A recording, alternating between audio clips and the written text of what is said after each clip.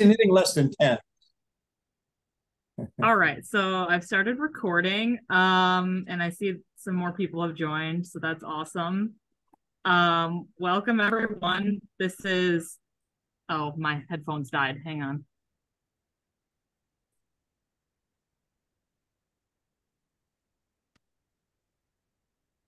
Can everyone hear me? Yes, we hear you. Okay, Yep. great. My headphones died, so this is going. But anyway, so welcome. This is the first Help Me special interest group meeting post SD conference. So glad to see everyone here.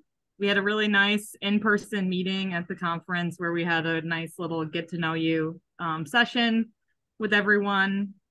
And so to those of you that weren't there, my name is Rachel Thompson. I'm a PhD student at the City University of New York School of Public Health. And I work with Nassim Sabunchi and David Lounsbury. Mostly my system dynamics work has involved opioids modeling with them. But I am taking over as the Health Policy SIG lead this year with Wayne's kind of support in the background.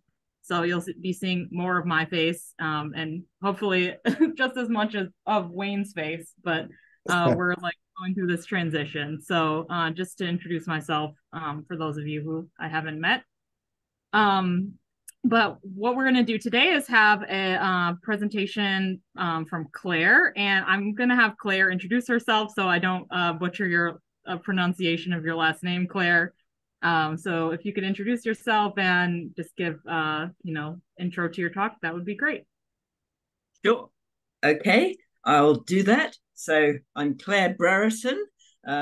So no need to butcher that. I also am a PhD student, albeit, as you can see, a mature one, or else one whom the PhD has taken a great toll on.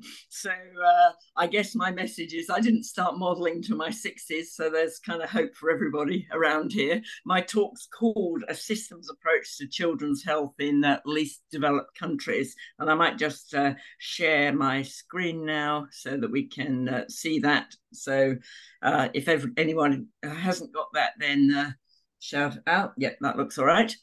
And I'm normally based in Brisbane, Australia, at the University of Queensland, but I happen to be in the UK right now, which is a bit friendlier for time zones. This PhD, I'm happy to say, is pretty much finished, apart from a couple of corrections. So I'm happy to be moving on and sharing a bit more of the work.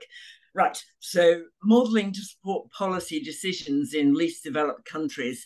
You can't really talk about least developed countries with just without just a little bit of background. Right, there we go. My slides are moving. That's good. So there are actually 46 least developed countries in the world, the poorest of the world's country groupings from high income down to lower middle. Just one in the Americas, Haiti over here, majority in sub-Saharan Africa, Afghanistan, and 3 out in the Pacific Islands here. And they range in climate from tropical to arid or mountainous, but their common characteristics are all to do with the criteria that they have to be in this undesirable club, which is a low gross national income, less than $1,000 per capita, poor health on a number of key measures, poor education on a number of key measures, and economically vulnerable, mostly primary production, and environmentally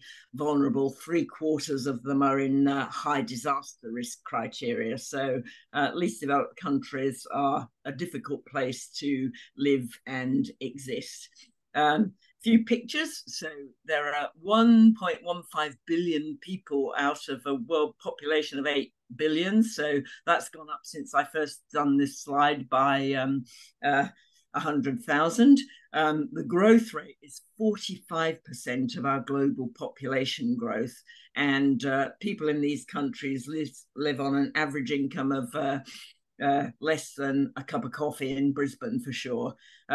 they have the highest proportion of rural dwellers in all of the country groupings, mostly subsistence farmers with no income to speak of, just subsisting on what they can grow, hunt, fish, forage. But they're rapidly urbanizing, partly to escape rural poverty, and partly to because of climate change is forcing them out, which is producing urban slums and urban poverty. And a staggering 40% of people in those countries are under 15. So here's a few: Chad in Africa, Afghanistan, Laos in Southeast Asia, Haiti, and one particular one I will be talking a bit more about, Solomon Islands out in the Western Pacific, which I've done some specific work on. Okay, very quick key stats. I expect everybody on this call is in a high-income country, so we're going to live 20 years longer than people in least developed countries, and only 3 of our kids are going to die aged under 5 per 1,000 versus 60 in least developed countries.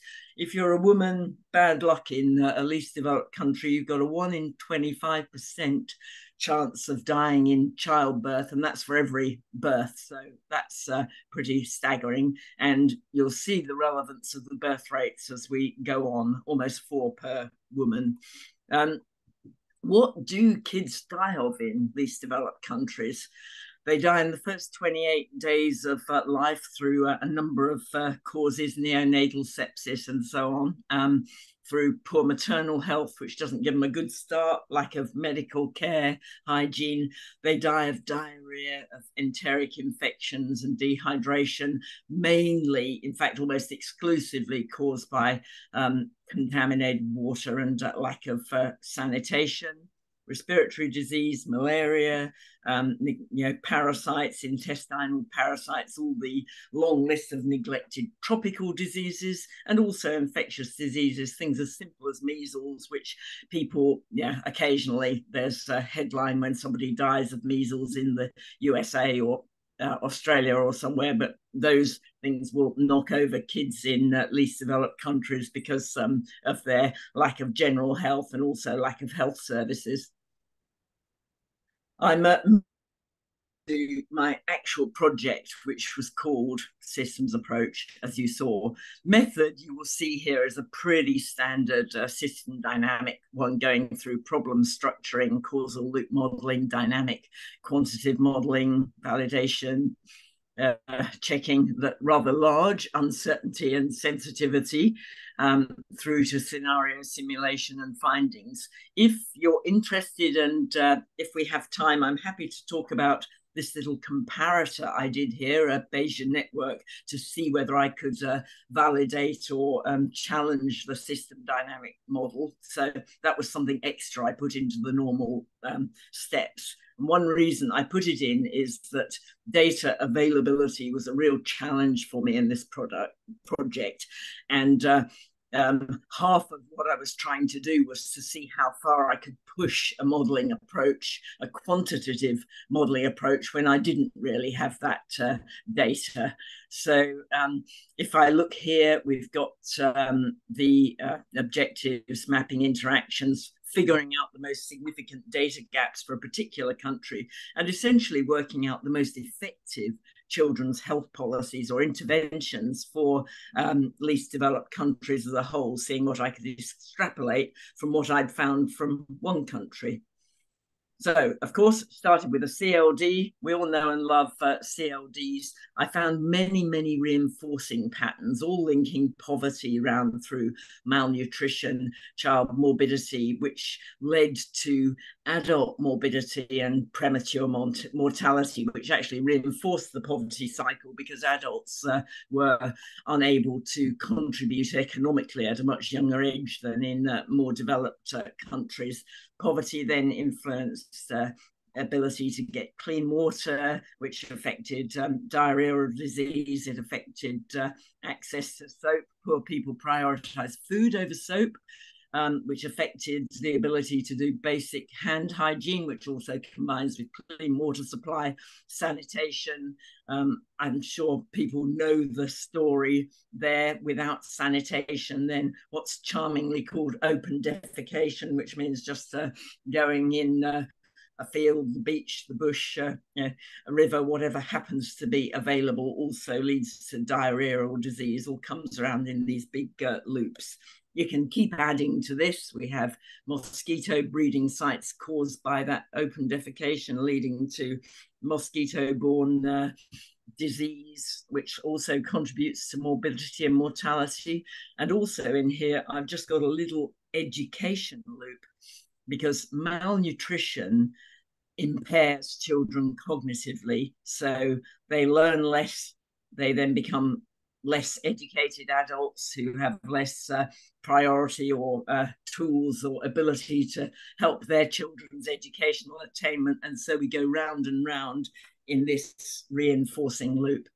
There are an awful lot of loops in this. So as I learned more, I continued to develop this CLD, and I eventually got to something like this. And I kind of apologize for how busy it is. I have tried to make it a bit more digestible by color coding it into children's health outcomes, environmental things like improved water sources and so on, economic things, and social things like education and family size and so on.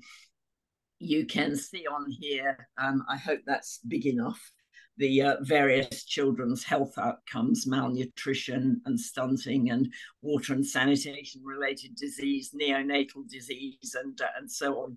Now, I did actually publish a paper on that, and I'm happy to send the link to anybody who wants it, because I could spend the rest of the presentation, which I'm not intending to do, talking about this thing. It's got about 16 major reinforcing loops, a few balancing loops, one of which is children dying, which reduces population, which kind of helps some things, and a central theme of poverty in there. If we then move on and take it as read that is a reasonable representation, or my representation anyway, of the causal links in and the mental model of children's health in least developed countries, then you start to think about what's happening here. What I realized as I studied this CLD was that in LDCs there are all these reinforcing loops, but actually some improvements have been made in children's health over the last 40 years or so. And that's mainly down to aid from more developed countries. And this picture shows how aid interventions can actually influence. So, for example, if we have a nutrition intervention, then we'll support better child nutrition. And as child nutrition gets better, the need for that will lessen. So that will balance. But actually improving child nutrition in this space will then change the direction of some other things and will improve the situation. So essentially, as we've moved forward over the last 40, 50 years or so, those interventions from wealthier countries have helped to change the direction of those reinforcing loops. Okay, let's just talk about the country that I used as a case study, Solomon Islands. Not that many people may know it, slightly more in Australia than in the USA, I suspect. But it's 700,000, it'll be 1 million by 2030, I reckon. It's a real least developed country because 3/4 of the population are rural, they're fishermen, they're farmers, it's very remote, hard for them to access markets. 1/3 of them have no piped water at all, and 2/3 no sanitation at all. There's no electricity outside the capital and the provincial capitals. So most people are really living a very, very simple life, cooking on wood or coconut shell, minimal road infrastructure, transport happens by canoe, like this cheerful guy here waving at me, or motorboats if people can afford the outboard fuel. They've got really low education levels, not up to full primary school yet, and lots of natural disasters. So they fit the least developed country criteria pretty well. If I look at mortality trends, I'm tending to stick to under 5 mortality because it's a very commonly used benchmark within things like the Sustainable Development Goals. Then you'll see that the estimates from UNICEF start about 45 around 1990, and they've gradually declined through to about 2019, which is the latest data I've got. You can also see how broad the confidence intervals are. I mean, you could put any trend you wanted through that pretty much, but those are the confidence intervals because the data is so poor. And if I just look as a contrast at the local data, then I'll see on here that they started collecting data in 2011, and they knew they didn't have all of it, and they still don't have all of it. So it's very erratic and very difficult to actually do anything with.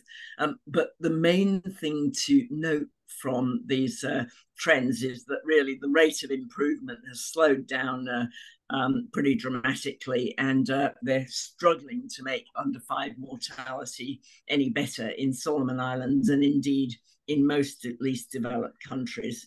One reason for that is that policy for combating general health and children's health is pretty haphazard. And here's a wonderful example of a failed sanitation project. So an abandoned slab toilet built by a well-funded European project, built with a single objective to deliver sanitation capability. You can see that the hut that surrounded this and the pipes have been pillaged for other materials. And really what you find in least developed countries is that there are a lot of stakeholders, aid agencies, individual subject matter experts pursuing their individual objectives, but there's very of the community consultation that's needed, the stakeholder engagement, the education, understanding of what works culturally, what doesn't, continuous learning, follow-up. Really, there is not a great systems view, and because it's populated with doctors who are experts on malaria, or people, environmental health people who are experts on WASH or whatever, then not quite as much talking happens as it seems to. And so we do not seem to be making progress at the moment. Right. From that mental model, causal loop diagram, I progressed to building a dynamic model. And I did it in modular form. So at a top level, it looks like this with the modules that you can see on this slide, poverty, WASH, climate change, and so on. There are a few things that I was pretty upset not to be able to put in it. Air pollution is a big cause of child mortality and also morbidity in least developed countries. And one of the reasons it gets little focus is because it's got a long lead time on the whole. Some kids, unfortunately, will die of diseases like pneumonia when they're small, but most of the damage done by air pollution is in damage to lungs, which doesn't really manifest itself until 20 years later. So that's a big issue in terms of getting priority focus on it. And it's certainly a big issue in terms of getting any measurement. You just can't find any. The other thing I was very sad to exclude was child morbidity. I mean, you may recall that the CLD was very much focused on that loop between morbidity and adult mobility and what that did to poverty. But I'm having to use child mortality as a proxy, really, for those morbidities, because, again, I simply can't get data. The model does disaggregate between urban and rural areas because they have very different health issues in well, not just Solomon Islands, all least developed countries. Living in an urban slum is very different from living in a rural setting. So that's at a top level what this model looks like, with various opportunities to then see what happens with investments in health services, water and sanitation, and so on. So that's what it looks like. We can dive into the model a bit later, but right now I just wanted to show you a few results. You can see the estimate here of the UNICEF under 5 mortality that I showed you with the confidence intervals. Here, the blue line is actually showing my modeled mortality, which I reckon is turning the corner and increasing now as population and environmental damage start to hit some of the fundamental causes of child mortality. And it may or may not turn the corner by about 2050, depending on a whole range of assumptions. What the UNICEF estimate doesn't show at all is the results of the Civil War, which happened from 2000 through to about 2005, and then got stabilized when Australia and New Zealand sent troops in to sort that out. And so that again shows that the international estimates are not exactly necessarily accurate, and you have to be very careful about how you interpret some of that data.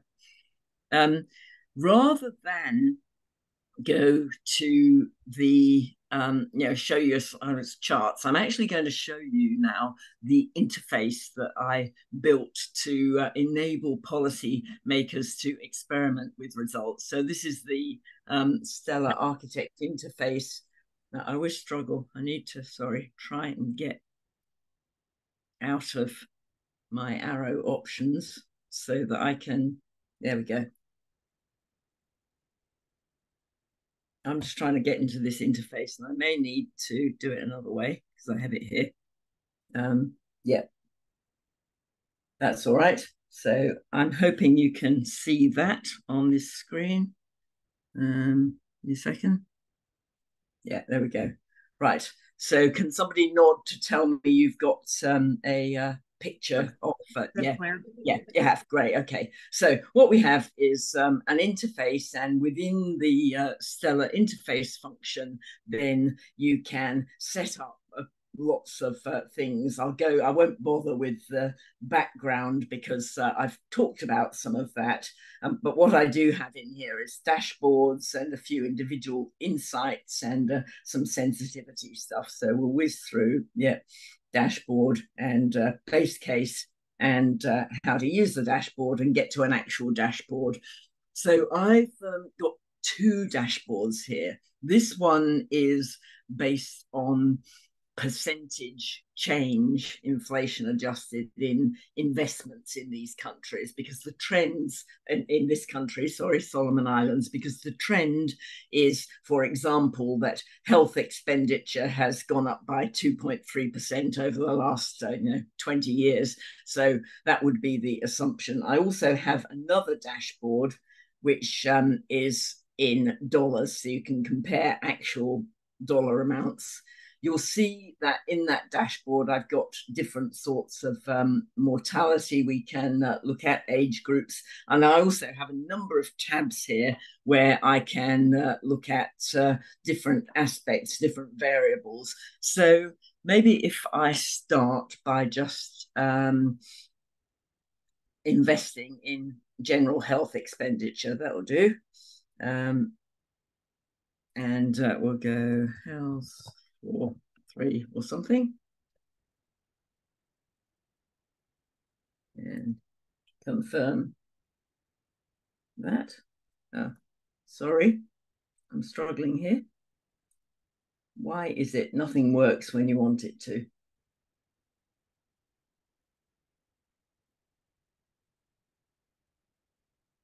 Sorry about this. This has inexplicably stopped doing what it's supposed to. How frustrating.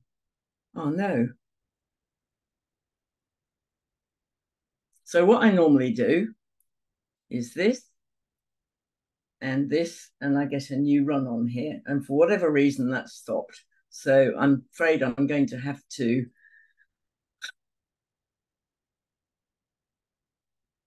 I might try that again later. I cannot see why that is happening.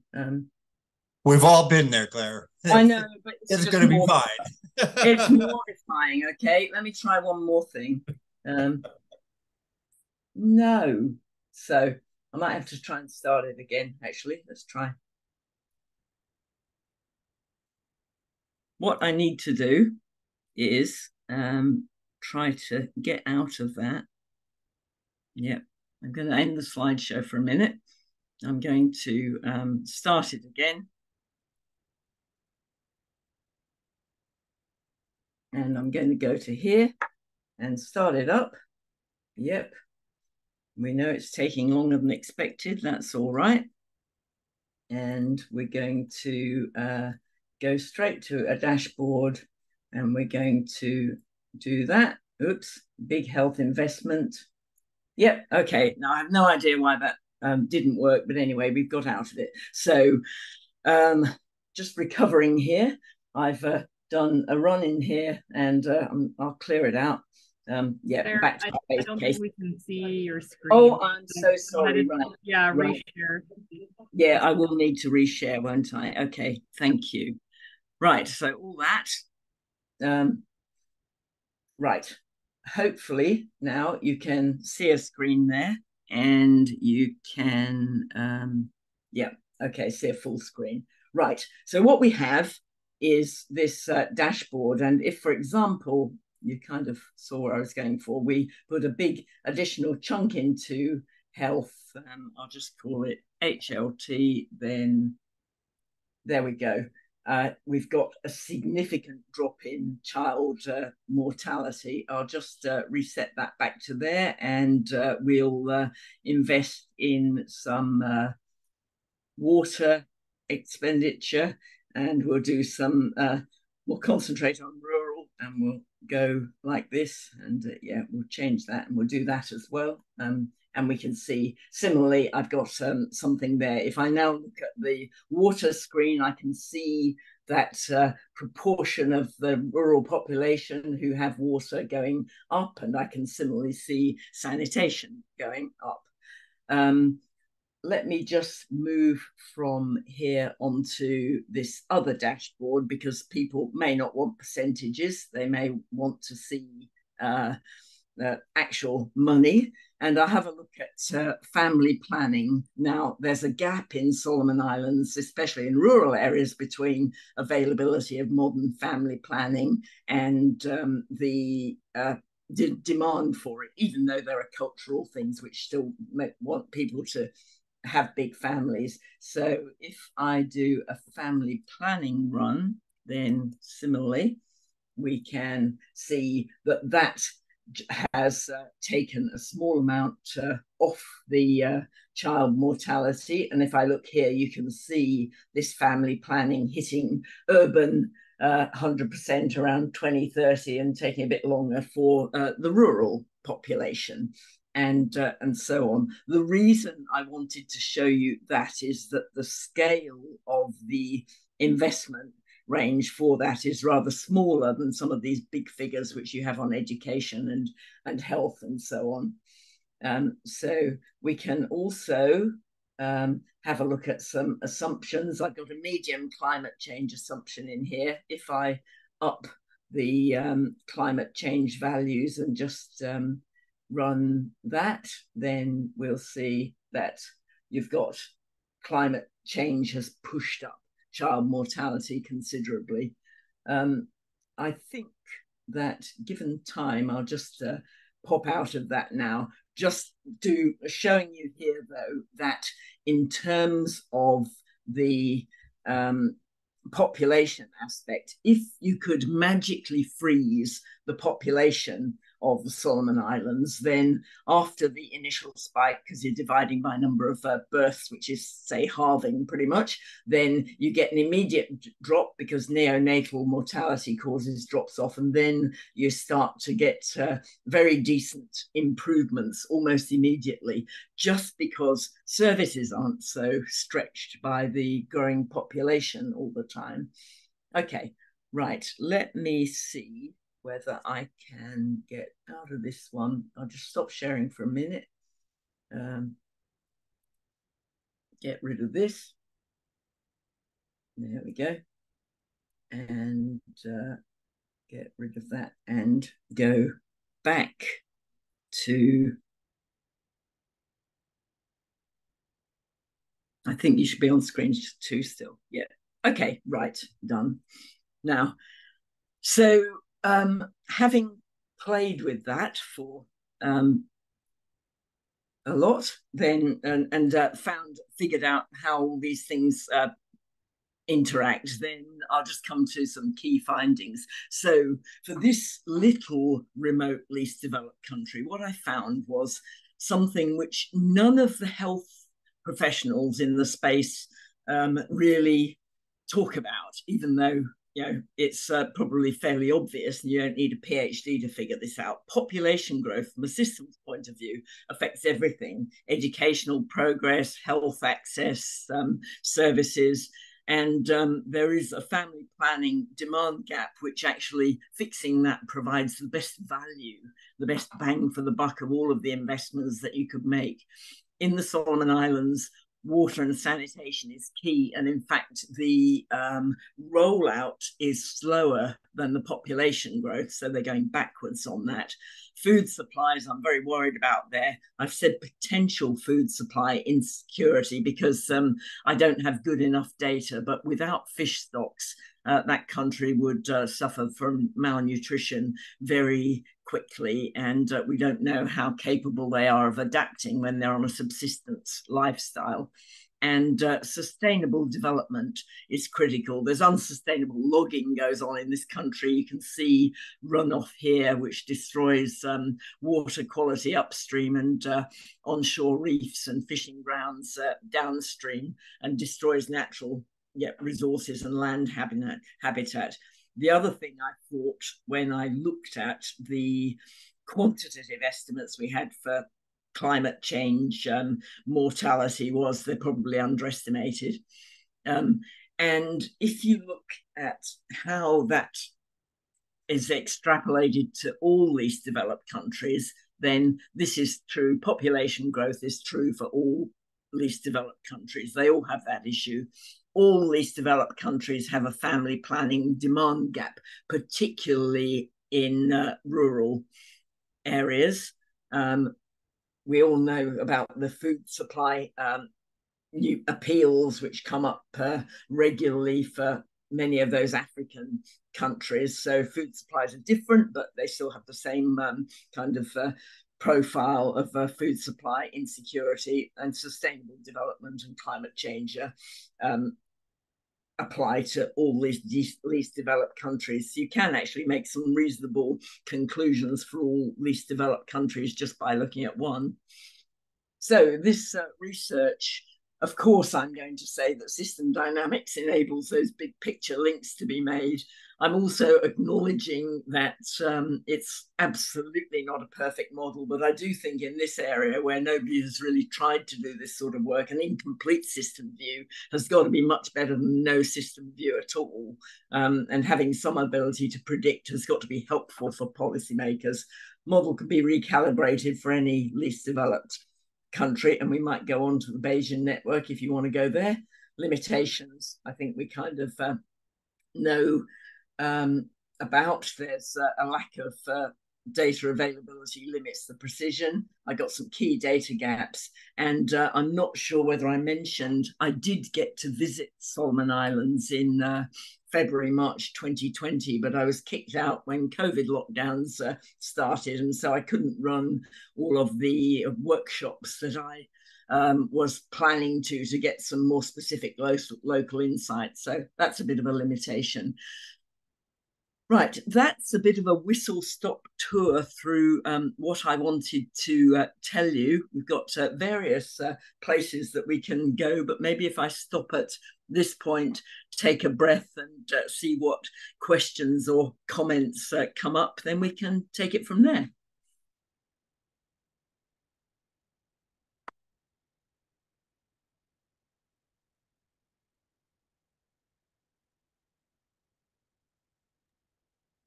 I raised my hand, but I'll just go ahead and jump in. I don't know if we want to do that or just be more informal about it. What I'm curious about is how much does the shapes of the curves inform things as opposed to just kind of the end result, like we often see in studies that don't have the ability to look at how things are changing, because it's a long-term phenomenon. I just wonder what your sense is about that. My sense is that, yeah, the shapes of the curves do inform things. And if I look at the profile for Solomon Islands, which is basically, it's improved up until a few years ago in terms of, this very basic proxy of under 5 mortality. And now I think it's getting worse, although I don't think any of the agencies or estimating bodies have acknowledged that yet, because the population is overtaking the ability of the government to look after basic facilities, healthcare, and also the environment is getting degraded. In the model, I've got various things which look at the loss of forest cover and so on. So that curve is going upwards. The only thing which is sending that curve downwards by around 2040 is that the GDP per capita is very slowly creeping up. It only needs something very small to affect that, and that curve continues to go upwards. So the impact of poverty, if you can measure it crudely by GDP per capita, is actually really significant to how the curves go. Does that kind of answer the question? Yes, thank you. There's a hand up at the top from I can't possibly pronounce. I can try Bafur, Botan, Yes. Bowen, but yeah, okay. Right. It's an African name. Hi, everyone. Hi. I may have missed something that you might have said earlier, but I just was wondering, how far did you account for local beliefs in your system thinking? Because I'm just wondering that there could be unspoken beliefs and cultural practices that could inform how some of these systems level policies play out. So what was the extent to which all of these considerations were made? That is my first question. And the second question is, to what extent were local stakeholders also involved in some of these planning and systems analysis? Thank you. Two great questions. First thing, I'll go back to the CLD here, and there's also there are things in the dynamic model as well. I have this thing which I kind of put as a shorthand, cultural norms, which is the thing which influence all manner of things, from what children should be fed to what food priority they have to family size, which, as you will know, has some major cultural drivers to cooking on with biomass fuel rather than switching to healthier alternatives, even if they were affordable and available, to overcrowding, the need for people living in cities to take on 20 more people in their houses potentially in some circumstances. So I recognize these cultural norms in the CLD, and then in terms of the how those got changed, I then did make a link between educational attainment, because on the whole that means that people challenge possibly the the bad cultural norms and keep the good ones. That's always the difficulty with the culture and how all those things work. So that was in the analysis. And if we go to the dynamic model, you can see that as education improves, then things like attitudes to open defecation change as people have the ability to be educated about the health effects, even though they may see absolutely no reason to change from those things. So I hope that's answered the first question. The second one about stakeholders is a kind of difficult one, because as I said, I had more research plan. My plan was to do the whole community system dynamics modeling process, and I'd done all the ethics and got approvals and had rural workshops and urban workshops set up and so on. But COVID, unfortunately, meant that I couldn't do that. So my stakeholder engagement was confined to the people who I had already interviewed in the Ministry of Health and the various other government agencies. So I would love to actually go back and do a bit more in that space. So this is more literature and theory based than I would have liked, but you can't choose your pandemics. So that was unfortunate. Does that answer the question? Questions? Yes. Thank you. Appreciate it. Yeah. Okay. Yeah, Ashish is up the top with a question there. Yes, thanks. I thought this is very meaningful work and very well presented. My question is about the linkage from education, which is very intuitive. What I've heard from experts in the area is that so meals in schools are a huge part of improving health for children, because they form a substantial part of the child's nutrition, the poorer the context. And there's one expert in India, P. Sainath, who said that, when children come back after long breaks, they've lost weight. Was that something that you modeled in this work, or do you think, if not, you would differentiate between increasing access to education and making meals for children a bigger part of education? I didn't model a link between meals and education. So I didn't assume that if a child had access to education, then they would have better nutrition. And indeed, in Solomon Islands, which I looked at, that wasn't actually the case. And the primary school teachers I talked to were quite despairing about how kids would go to sleep because they were hungry, and therefore, obviously, they didn't learn, and their diet was mostly carbohydrate based, which they got through quickly, and they didn't have the protein that they needed. So I suspect that in a least developed country would be a bit different from India, which is, I know that India has massive gaps between rich and poor, and but it probably has more ability to itself fund some kind of a general school meals program.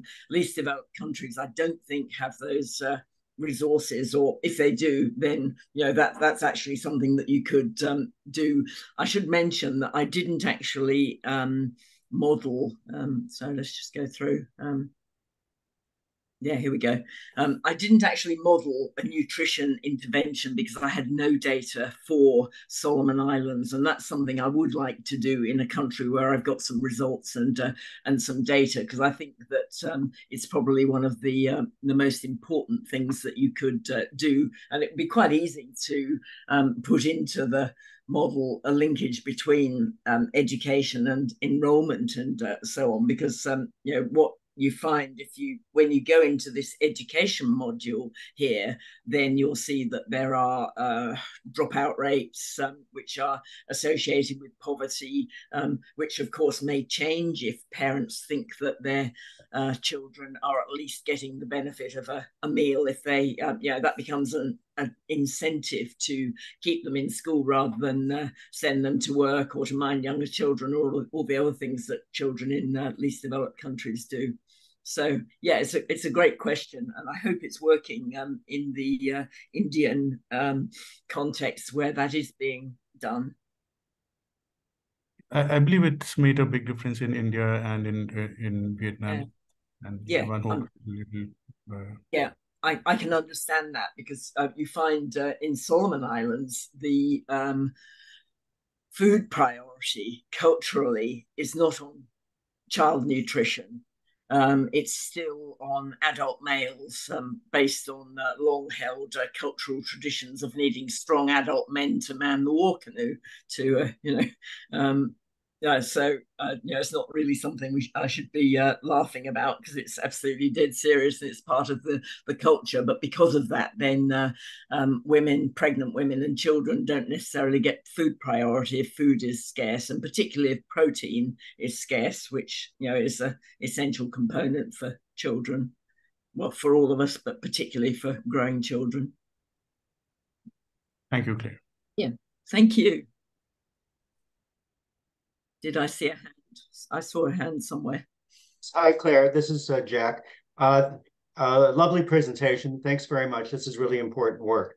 I wanted to ask you about the lack of data in some areas that you described, if you don't mind. I've done some work studying stunting and sustainable development goals more broadly in poor countries. And there are lots of lovely databases available from the United Nations, World Bank, WHO, FAO. So I'm wondering if the problem you encountered was specific to the Solomon Islands, or where you hit a wall on these things. Well, it's generic to all least developed countries. I mean, there's a clear relationship between the level of development of the country and the data that's available, and then they just don't have the resources. And if you look at the SDGs, then you will see big gaps in even the normal dashboard for least developed countries, particularly the smaller ones, the Pacific Island countries, but also for countries like Chad or South Sudan or any of those places. So I'm just flicking through to somewhere I want to show you. I'll come back. A few models here. We can come back. Yeah. No, it's my backups. Yeah. So you'll see here's Solomon Islands SDG dashboard from a couple of years ago, where there's no data on decent work and economic growth or responsible consumption. And all of those goals are basically trending sideways or not up fast enough. And ironically, the only one which all LDCs meet, apart from Bangladesh, which is a bit of a different situation, the only goal which is being met is climate action, and that's purely because they don't have enough of a carbon footprint to be contributing to the global, carbon climate issues. In fact, they're the recipients, which is why you see on the CLD it's kind of an external exogenous variable. It's just something that is difficult. So I did find when I went to the Solomon Islands, and this is why I think you need to go to these places, that there's pretty much no data available online because they're not organized enough or developed enough to put it there. But when you start talking to people, then you find, there's a survey, and there's a poverty profile, and there's a statistical health core indicator report. Have you come across the DHIS2 system? Yes, right. The DHIS. Yeah. So a lot of the poorer countries use that because essentially they don't have to pay Microsoft licenses, and it's a great facility. So I found stuff in there. I found bits, but I also found yawning gaps. And so the issue, I'll give you an example actually. So if you look at Solomon Islands and the causes of child mortality, they have HIV/AIDS as the second or third cause of infant mortality there. Now, Solomon Islands has no HIV/AIDS. It's one of the benefits of remoteness. So the reason for that is because the estimates are an extrapolation from countries in the same economic bracket, and they've taken it from the African countries who sadly do have that problem. So you just have to, I found I had to be quite careful. And I mean, the uncertainty bounds are huge. You haven't got the quintiles or deciles of poverty profiles that you have. So that's why I was quite cautious. And I said, look, it's a lot better than not having anything. And one of the big outputs of my work is a prioritized list of children's health indicators and what we ought to be trying to capture that we don't at the moment, because that in itself is useful. But you still need resources at the end of the day. So it's problematic. I was curious about, well, that's helpful. Thank you. About poverty in particular. I see here a World Bank report for 2012, 2013 on poverty. Yeah. What I've seen quite often in the data is a single data point, but not time series. So maybe that was an issue for you. You might have one or possibly two data points, but nothing in between. Yeah. So when I was very wary about calibrating on well, one data point's pretty much impossible. Two, I did in a couple of instances, because I had, for example, a demographic survey, and there's something in 12, 13, and then something in 2005. And, we ought to we're waiting for a new one from there. But I calibrated and put then confidences on my calibrations against them all, which helped inform where I thought that the data requirements were. One thing was actually quite interesting. When I calibrated the population, I could not get the model to work. I just could not get it to match up with the birth rates, the fertility, the influences, and so on. Then, luckily for me, Solomon Islands actually released a census midway through 2020 of the 2019 census. Here we go. And magically, I don't know whether you can see in the bottom left-hand corner here, the population was exactly in line with what my model was saying, but way higher than what the United Nations Population Division was saying, which was oddly gratifying. But yeah, for sure. Yes, I can really relate to these issues, and I'm grateful that you did so much digging into the data. It's important. It took years actually going around and questioning it and just trying to figure it out. So I'm still not confident, but I think I know more about it than anybody else does in this space, and it will be the same for any other country. I think you can get somewhere. And I was trying to use the modeling, obviously the dynamic modeling, but also I was trying to use a bit of expert opinion as well. If you would like to talk about the Bayesian stuff, then that's kind of where that came in. But there's another hand raised, I think. So thank you, Claire. I do want to be mindful of everyone's time. Oh yeah, sure. Some background noise in my room right now, but it is 12. Well, the end of our time for today. I know everyone's on a different time zone. Yeah. But I just wanted to say thank you for this wonderful presentation. And if people have questions, maybe you can share your email address if anyone else wants to reach out to you. And sure. Then I also wanted to ask if you were willing to share your interface link, because I think, you know, several of us might be interested in kind of exploring more of the details of your model. And I know that you breezed past some appendix slides with some more detailed model structure, but I'm very curious to check those out as well. Yeah, look, I'm happy to do that. I probably can't share the interface link at the moment because it's not supposed to be public, because I'm just in the final throes of getting the PhD confirmed. As soon as it's confirmed, then I'll put it up there, and it's on the. So right now it's illegally on the Stellar exchange, but I'm actually going to take it down after this because I don't want to muck up that process. And academia gets a bit sniffy about that sort of thing, as you know. But yeah, I'm happy to share that at an appropriate point, probably a couple of months. I'm hoping, shouldn't be too long.